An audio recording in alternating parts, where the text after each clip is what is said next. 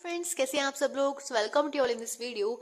सो guys, आज इस video में हम बात करने वाले हैं एक बहुत ही इंपॉर्टेंट मेडिसिन के बारे में जो अक्सर लोग अपने घरों में आपने जरूर देखी होगी और अभी आप यहाँ पे देख भी रहे होंगे, जिसका नाम है ज़ाइलोबिताज़ोलिन HCl नेजल सोल्यूशन IP। अब देखो, आप सबको पता है कि ये मेडिसिन नेजल ब्लॉकेज में काम आती है। सो आज हम इस मेडिसिन के बारे में कुछ इंपॉर्टेंट चीज़ जानने वाले हैं। और देखो, इस वीडियो में मैं आपको ये सलाह नहीं दूंगी कि आप इस वीडियो के अकॉर्डिंग इस मेडिसिन का इस्तेमाल करें।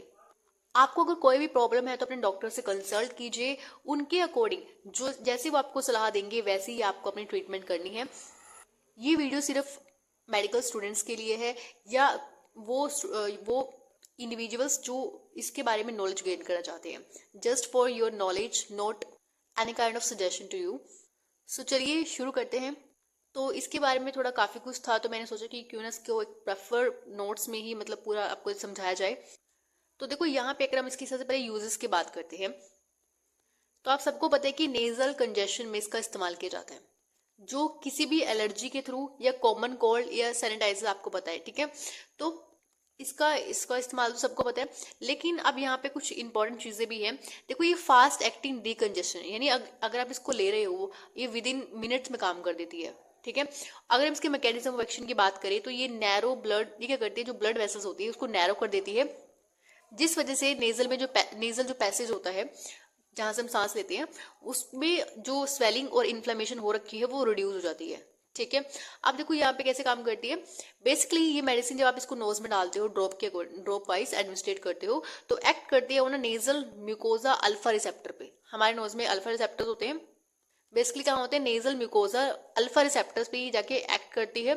देन ये ब्लड वेसल्स को कॉन्स्ट्रिक्ट करेगी, यानी उसको कॉन्स्ट्रिक्ट कर देगी। कॉन्स्ट्रिक्ट करने से क्या होगा, जो भी, अब देखो, जब भी हमारी वेसल्स डायलेट होती है, डायलेट होने से क्या होगा, जो भी हमारे वेसल्स के अंदर फ्लूइड प्रेजेंट है वो बाहर आ जाता है, ठीक है। अगर कॉन्स्ट्रिक्ट कर जाएंगे तो वो फ्लूइड बाहर नहीं आएगा।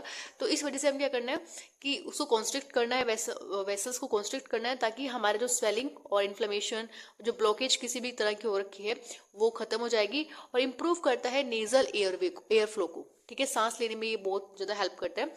और देखो, मैंने आपको बताया कि ये विद इन मिनट्स में काम करती है, ठीक है। अगर आप इसको लोगे तो विद इन मिनट में काम करेगी और आपको प्रोवाइड करेगी रिलीफ अप टू 12 आवर्स तक। ये आपको रिलीफ प्रोवाइड कर सकती है, ठीक है। अब अगर हम बात करें इसकी कुछ इंपॉर्टेंट कंसिडरेशंस की जो आपको याद रखना बहुत जरूरी है। पहली बात, ये शॉर्ट टर्म यूज के लिए होती है ओनली, ठीक है। आप शॉर्ट टर्म यूज के लिए कर सकते हो। आप एक दिन में इसको 5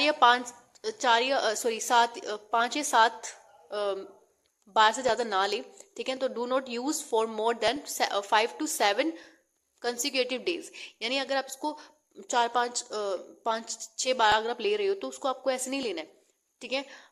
नेक्स्ट है ये, अगर आप इसका प्रोलॉन्ग यूज करते हो, अगर आप इसका बहुत ज्यादा बार इस्तेमाल करो एक दिन में, तो इससे क्या होगा, प्रोलॉन्ग यूज और एक्सेसिव यूज से आपको ये रीबाउंड कंजेशन कर सकती है, ठीक है। ये रेनाइटिस आपको कर सकती है, जो यहाँ लिखा हुआ है।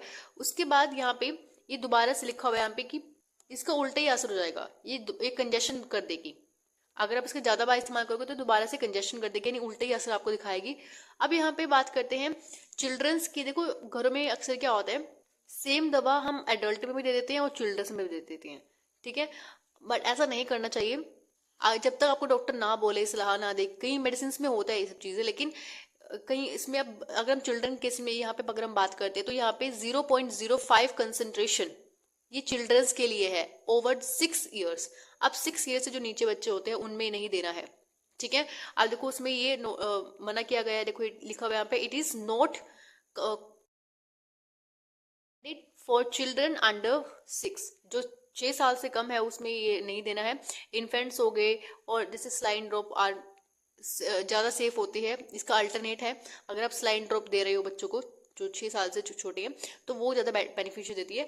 अगर हम बात करते हैं इसके कुछ साइड इफेक्ट्स की, तो यहाँ पे इसके साइड इफेक्ट स्टिंगिंग हो सकता है, बर्निंग सेंसेशन हो सकती है नोज के अंदर, या नेजल ड्राइनेस हो सकती है, स्नीजिंग, हेडेक हो सकता है। तो इसकी साइड इफेक्ट है। अब हम बात करते हैं कि किन किन लोगों को ये मेडिसिन नहीं लेनी है। तो सबसे पहले तो आपको अवॉइड करना है इस मेडिसिन को, आपको अपने डॉक्टर के अकॉर्डिंग ही लेना है, ठीक है। अगर अगर आपको एलर्जी है ज़ाइलोमेथाज़ोलिन से तो आपको नहीं लेना है। अगर आपको अदर किसी कारण से डीकंजेशन हो रखा है तब भी आपको नहीं लेना ये, ठीक है। ग्लूकोमा या सीवीडी यानी कार्डियोवैस्कुलर डिसीजेस किसी को है, इंक्लूडिंग हाई बीपी का किसी का हो रखा है, तब नहीं लेना है। प्रेगनेंसी में भी इसको अवॉइड करना है। देखो यहाँ पे लिखा हुआ है एंड में, प्रेगनेंसी में और ब्रेस्ट फीडिंग में अगर कोई वुमेन करती है तो उसको भी अवॉइड करें। डायबिटीज, थायराइड, अगर पेशेंट प्रॉब्लम अगर किसी को है, इन लार्ज प्रोस्टेट अगर किसी का है, अगर हम बात करते हैं क्रोनिक नेजल इन्फ्लेमेशन या रेनाइटिस किसी को है, तो इन केसेस में इसको अवॉइड करना है, ठीक है। आप अपने डॉक्टर के अकॉर्डिंग ही, अपने डॉक्टर की सलाह के अकॉर्डिंग ही इसको लें, ठीक है। अवॉइड करें खुद से लेना। तो ये सारी इंफॉर्मेशन इस मेडिसिन के बारे में आई होप आपको अच्छी लगी होगी। सो नेक्स्ट वीडियो में मिलते हैं किसी ही ऐसी मेडिसिन के बारे में जो बहुत ही नॉलेजेबल होगी। So thank you for watching this video. Have a nice day.